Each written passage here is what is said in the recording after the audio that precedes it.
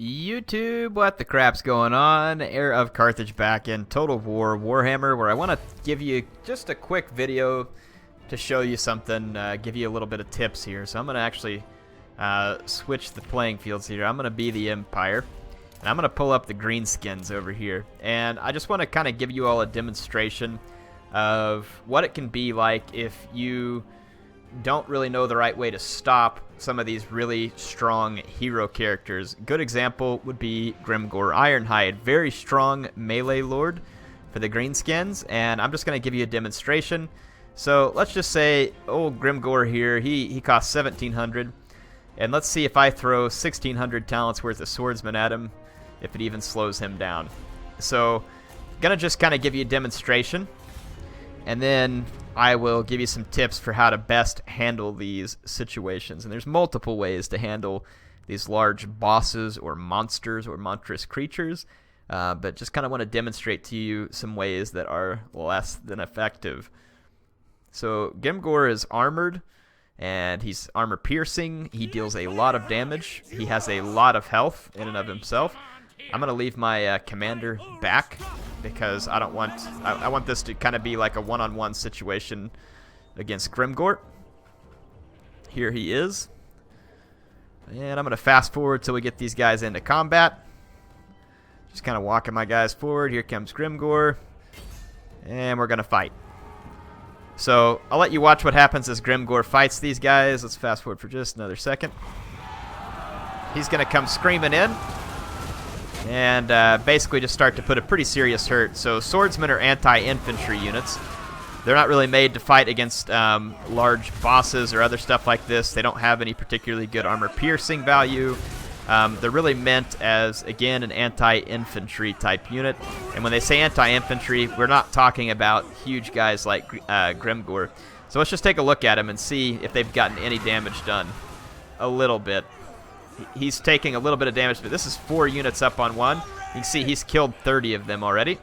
And let's just kind of see how many men it takes to bring Grimgor down while he's just completely all out here on his own. Just look at the kills there. To 50 kills. Still climbing. He's still just hammering away at my guys. So I'm just going to keep fast forwarding until either he routs or the other guys do. Look at that, though. 102 men that he's knocked out now. He's down to about half health. He's still showing shaken. 130 kills.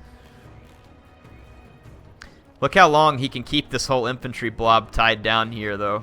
And imagine if your legendary lord was dead. Your guys would not be standing and fighting this well. But look, he's killed a huge number of my men. And here you can see how many men are left in a unit, but also bear in mind that the green bar you're seeing here is health, not numbers. So don't get too confused there. But let's take a look real quick. So here we've been fighting for a while. Grimgor's still got 1,500 health, and he's got 230 kills because he's a melee expert. This is what he specializes at. So look at that. Those 4 units of swords are going to get beaten down by him and defeated. All of them. So if the legendary lord's that strong, if this one character can just beat down all those men that came at him, what's the better approach? Well, let me give you an example. So Grimgor has a ton of armor, and he's got a lot of health, and he's a melee expert, right? That's what he's suited to. So if he's a melee expert, thinking in terms of best strategy, let's talk about, say, something like asymmetric warfare. You don't want to fight in the way, or I don't even know if this is exactly what it means, but what it means to me, you don't want to fight in such a way that favors that opponent in kind of the way that they want to fight. So let's take a different approach here. So I'm going to bring 2 witch hunters, and these witch hunters cost less than Grimgor. I have to bring a general. I'm not going to actually bring him into the fight. But they have an ability, which is to cast magic, and their magic is a direct damage ruin here, basically. So you can see here it says direct damage. It's accusation. It's a special ability they hold. It's strong versus a single combatant, like Grimgor, and it's basically going to cause direct damage to Grimgor. And don't get me wrong, if he gets into melee, Grimgor is going to toss these witch hunters around like a rag doll. He's going to beat the crap out of them. But the witch hunter has certain abilities, and they kind of represent a way for the Empire to help counter these massive units. One way. Obviously, like I said, they have armor-piercing attacks, and they have 2 special abilities. One special ability makes them do this, or the one is the direct damage that I just explained to you. The other special ability makes them faster, so that you can run away and try and kite around. They have the armor-piercing ranged attack. You can see that there.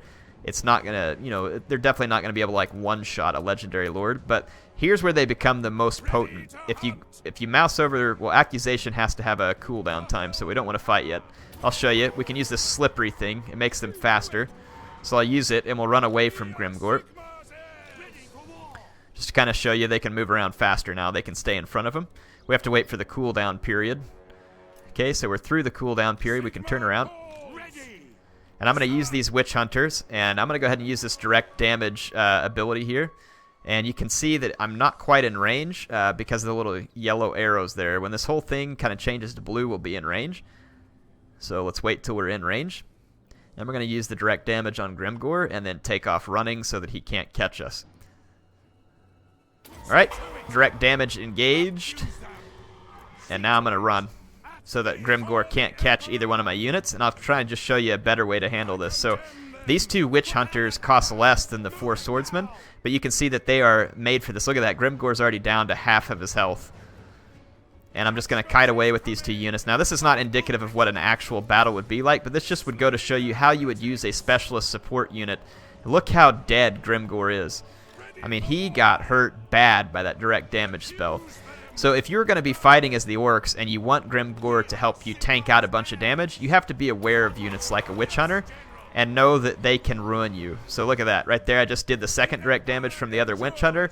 And you're going to watch Grimgor Ironhide, who just tore his way through hundreds of men, get completely pizzoned by a couple of witch hunters and their abilities.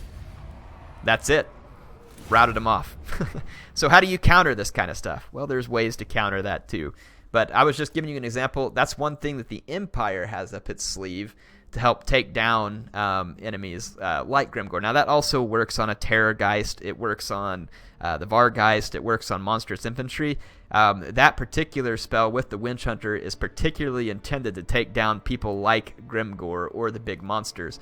There are other direct damage spells that are meant for like big blobs of infantry units or archer units. And those will say, we'll see if he's got direct damage hex here. If Balthazar Gelt has one, he might. I don't remember. Vortex, Hex, area, augments. So yeah, it just depends. Let's pick one of these wizards. One of these guys will probably have it. Vortex, augment, bombardment. Vortex, augment, hex area. Hold on, there's one here, I think. Missile magic. Let's keep looking around. Maybe it's the Celestial Wizard. One of these guys has it. I can't remember. Anyway, direct damage spells. Keep an eye out for it. They each have their special abilities. Like, it will tell you whether the direct damage spell is meant for an area of effect or a single combatant. If it's meant for a single combatant, save those abilities and be aware of them and go after key enemy units with them. Don't waste it. And don't find yourself being foolish and engaging these big monsters with a ton of your infantry. You're just going to leave yourself open to getting defeated. That's my first tips for you in Total War Warhammer. I'll be back with more.